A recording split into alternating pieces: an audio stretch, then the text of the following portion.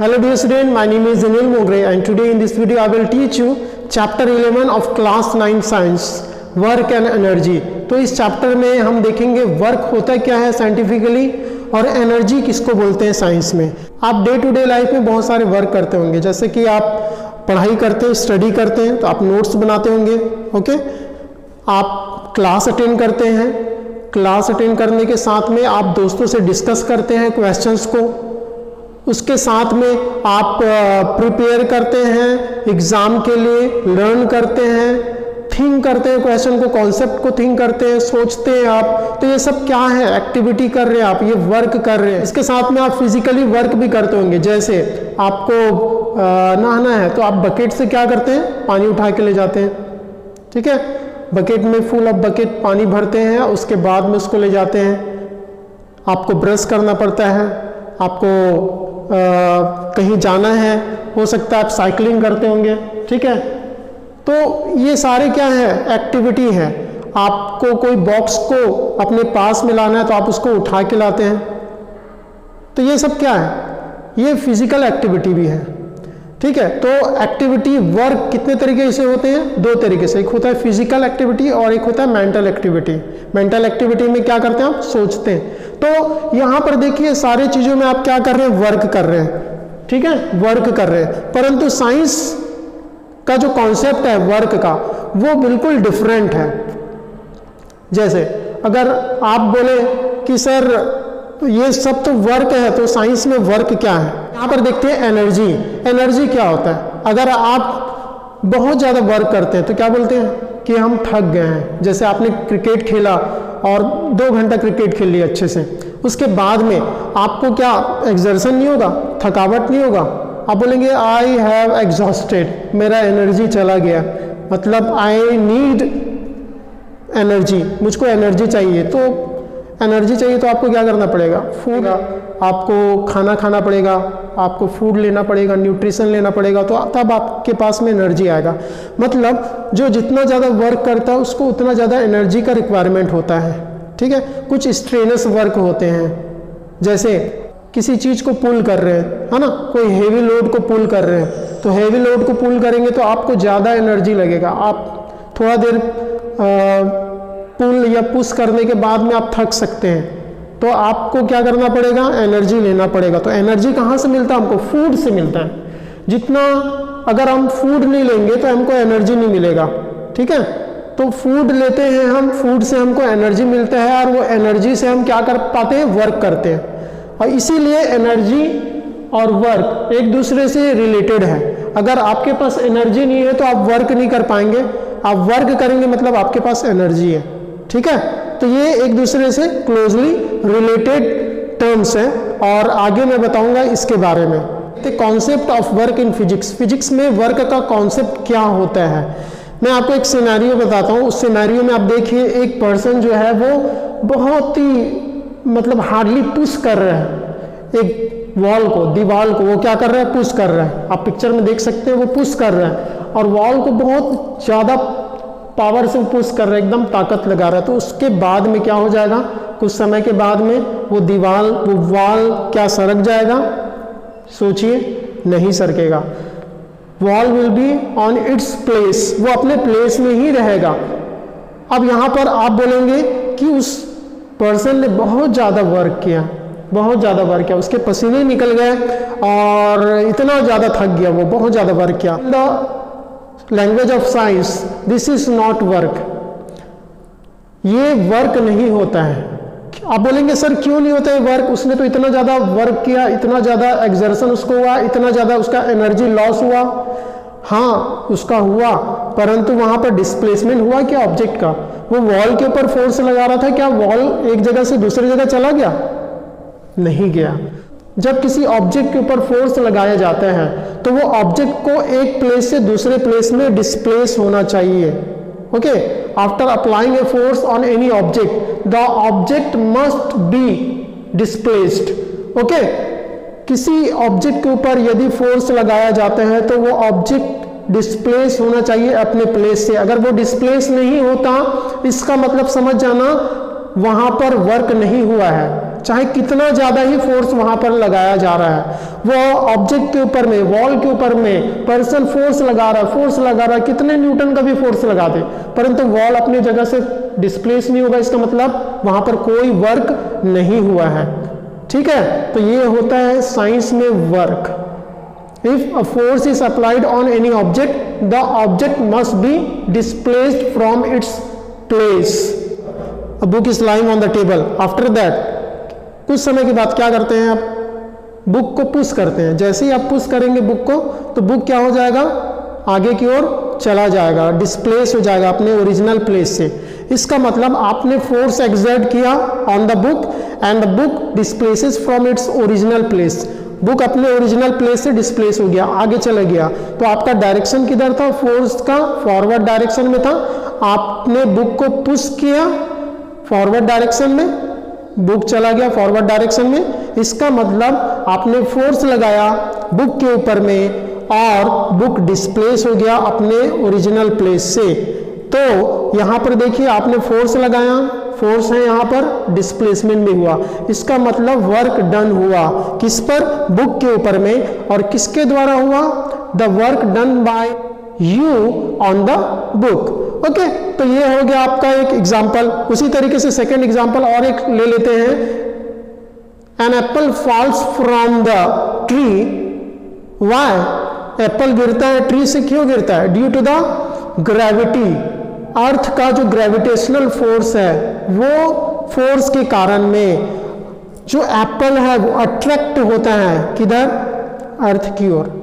अर्थ gravitational force exert करता है Apple के ऊपर में, तो एप्पल क्या होता है? नीचे की ओर गिरता है। मैंने आपको प्रीवियस चैप्टर्स में बताया है। तो यहाँ पर देखिए अर्थ फोर्स लगा रहा है, gravitational force on the Apple, Apple के ऊपर लगा रहा है। तो एप्पल के ऊपर जो फोर्स लगाया जा रहा है वो कॉज करता है एक displacement on the apple. Okay, due to the gravitational force exerted by the earth, it causes a displacement on the apple. तो ये एप्पल में एक डिस्प्लेसमेंट प्रोड्यूस करता है। इसका मतलब यहाँ पर वर्क हुआ, work done by the gravitational force of the earth. समझ आया आपको एप्पल क्यों फॉल होता है? तो यहाँ पर वर्क डन हुआ है। अब देखिए एक और एग्जांपल देखते हैं। यहाँ पर देखिए बकेट को आपने पकड़ा हुआ फुल ऑफ वाटर, तो बकेट जो है वो उसका वेट कहाँ होगा? डाउनवर्ड डायरेक्शन में, नीचे की ओर। और उस बकेट को आपको पकड़ने के लिए आपको उतना ही फोर्स लगाना पड़ेगा, ठीक है, जितना फोर्स से बकेट नीचे डाउनवर्ड डायरेक्शन में जा रहा है, तो उतने ही फोर्स आपको एक्सर्ट करना पड़ेगा बकेट के ऊपर में। आपको जोर से पकड़ना पड़ेगा बकेट को। तो यहाँ पर देखिए आपने फोर्स अप्लाई किया अपवर्ड डायरेक्शन में, बकेट को पकड़ा हुआ है और बकेट जो है वो डाउनवर्ड डायरेक्शन में जाना चाहता है।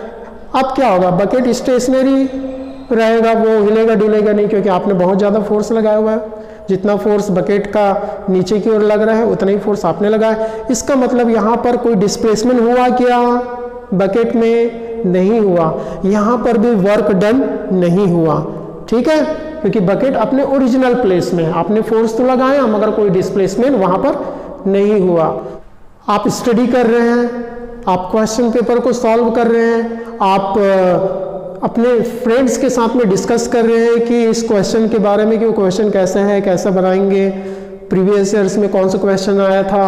अपने टीचर को लिसन कर रहे हैं केयरफुली कि वो क्या बता रहे हैं, क्लास अटेंड कर रहे हैं, ड्राइंग कर रहे हैं, पिक्चर ड्रॉ कर रहे हैं, डायग्राम बना रहे हैं। तो ये सब क्या है?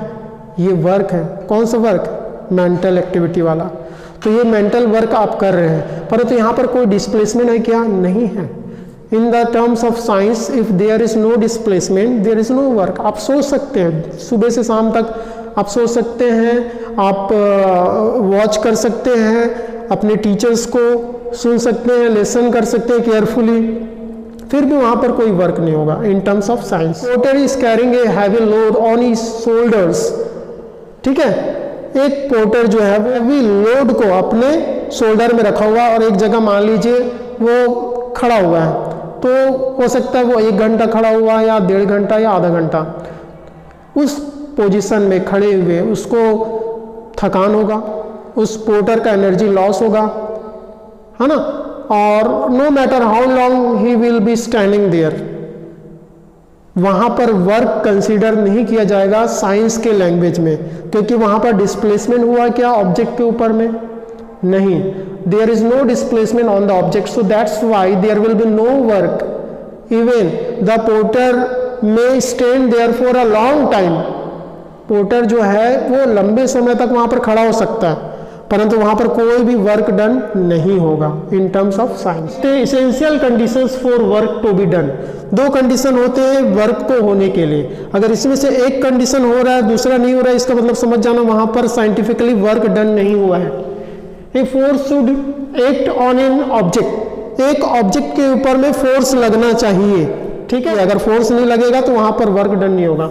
The object must be displaced in the direction of the force, और जिस डायरेक्शन में फोर्स लग रहा है उसी डायरेक्शन में ऑब्जेक्ट को डिस्प्लेस होना चाहिए, तो हम बोलेंगे कि वहां पर वर्क डन हो रहा है, ठीक है। अगर इसमें से एक भी कंडीशन पूरा नहीं होता तो वहां पर कोई भी वर्क डन नहीं होगा। मैंने आपको एग्जांपल बताया था, पर्सन क्या कर रहे हैं, वॉल को पुश कर रहा है, तो वहां पर फोर्स लगा रहा है पर्सन, पहला कंडीशन फिल हो गया, क्योंकि ऑब्जेक्ट के ऊपर फोर्स लगाया जा रहा है, वॉल एक ऑब्जेक्ट है उसके ऊपर फोर्स लगाया जा रहा है, मान लीजिए 10 न्यूटन, 20 न्यूटन, 100 न्यूटन, कितने का भी फोर्स लगाया जा रहा होगा, परंतु वो वॉल हिल नहीं रहा है अपने प्लेस से, तो वहां पर देखना the object must be displaced in the direction of force, क्या हिला क्या नहीं, तो सेकंड कंडीशन फुलफिल नहीं हुआ, फर्स्ट तो हुआ, तो यहाँ पर हम बोलेंगे कि वर्क डन नहीं हुआ है।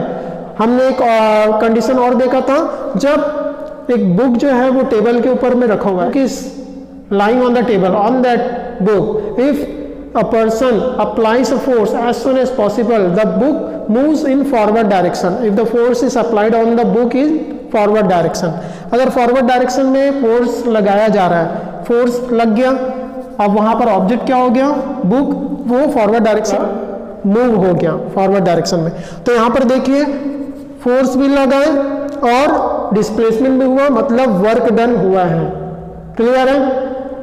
एप्पल जो है वो ट्री से नीचे की ओर गिर रहा है, एप्पल के ऊपर में फोर्स लग रहा है, फोर्स है ग्रेविटेशनल फोर्स, ठीक है, एक्सर्टेड बाय द अर्थ, और वो ऑब्जेक्ट जो है उसका डिस्प्लेसमेंट हो रहा है नीचे की ओर, मतलब डायरेक्शन ऑफ ग्रेविटेशनल फोर्स किधर होता है, डाउनवर्ड डायरेक्शन, और एप्पल भी किधर गिरा, डाउनवर्ड डायरेक्शन, मतलब उस पर फोर्स भी लग रहा है और डिस्प्लेसमेंट भी हो रहा है, इसका मतलब वहां पर work done in language of science हुआ है। आपने देखा पोर्टर हेवी लोड को अपने ऊपर रखा हुआ है और वो खड़ा हुआ है, तो वहां पर देखिए फोर्स वहां पर तो लग रहा है पोर्टर के थ्रू, ठीक है, हैवी लोड के ऊपर में, बट डिस्प्लेसमेंट हो रहा है क्या हैवी लोड में, हैवी लोड तो अपने प्लेस में है, मतलब डिस्प्लेसमेंट वहां पर हैवी लोड में नहीं हो रहा है, इसका मतलब वहां पर वर्क डन नहीं हुआ है। समझ आया कि फुलफिल हुआ, ये कंडीशन फुलफिल नहीं हुआ, तो ये होता है वर्क डन का कॉन्सेप्ट। ओके, अगर किसी ऑब्जेक्ट में फोर्स लगाया जा रहा है और वहां पर डिस्प्लेसमेंट हुआ, मतलब समझ जाना वर्क डन हुआ है। ओके, सो इसका डेफिनेशन हम देखते हैं, force is applied on the object produces N motion in the direction of the force. किसी भी ऑब्जेक्ट के ऊपर अगर फोर्स लगाया जा रहा है और वो फोर्स मोशन को प्रोड्यूस करता है, जिस डायरेक्शन में फोर्स लगाया जा रहा है उसी डायरेक्शन में मोशन हो रहा है, मतलब समझ जाना कि वहां पर वर्क हुआ है। तो ये कॉन्सेप्ट इस वीडियो में और नेक्स्ट वीडियो में मैं आगे की चीज़ों को बताऊंगा। So thank you for watching this video.